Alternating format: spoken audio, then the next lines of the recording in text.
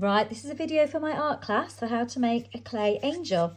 So you should have a small blob of clay, smaller than the size of your hand, and you need to press it down first to make it a bit flatter with your fingers.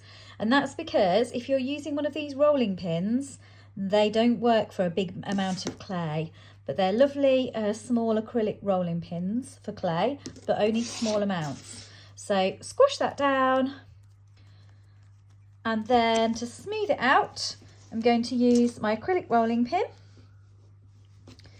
to smooth it one way, and I'm going to turn it over and sideways and smooth it the other way. And I need it fairly thin, about 1/2 centimetre, or if you're looking at a clay tool, about as thin as the handle of the clay tool. So try that. And when it's that thickness, you can cut your circle. So we start with a circle for the clay angels, and then you can roughly, well, try hard to get it fairly accurate, cut it in half. Okay, so you're cutting it in half and then peeling off this half, and actually you could even cut a small slice off the half. It just makes a better angel body. So have a look at this angel body. It's like a bell shape. So starting with a point at the top, you're going to press the sides together, okay, and you're going to use your fingers to smooth the crease over. You have to smooth the crease over or it won't stick. So smooth the crease together. Doesn't matter if it's a bit wobbly because that's going to be the back of the angel. With your finger inside, you can squash the top down because that's going to be where the head goes. So I've got a little bell shape now, and the head's going to go on there. So if you want to do the head next, you can use some of this. Now you can see already it's quite a good wing shape. So you could pop that on and just have this as your wings, but I'm going to try a heart shape.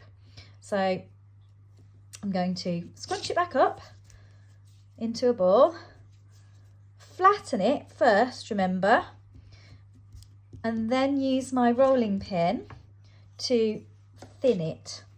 And you have to be really careful with these rolling pins because it does get, if you press too hard, it gets stuck to the rolling pin. Okay, so I've thinned it out, and that's just about big enough to take this heart cutter. So I'm going to cut out, peel this off, and the heart shape is now going to be the wings.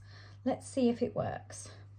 So I'm going to, when we stick with clay, we're going to use cross hatching where we want the parts to stick together. So I'm cross hatching here, I'm going for the back of the bell shape, and I'm cross hatching here. If it is dried out, you could add a dab of water, but do not add too much. Stick the wings on there. That's worked really nicely. So that heart shape, I could turn it up at the back or cut it off at the back, but it's made some really nice wings. I'm going to pop that down. I'm going to make a round head, so another little bit of clay, quite small, and roll it into a ball with your hands. If it's lovely and smooth, you decide the base and you just, again, rook up the clay so you're giving it texture, and the same cross hatching or rocking up the clay where you want to stick the head, and then stick it on. Put your finger inside. I probably add a little bit of water to that. Okay, and there you have a little angel. That will be a 3D angel that will stand up on its own when it's dry. I am going to cut that off. The bottom of the heart looked a bit strange, so you can shape it to your own preference, but I'm going to have it like that. So that is my clay angel, made from half of a circle, wrapped round into a cone, added a head and some wings.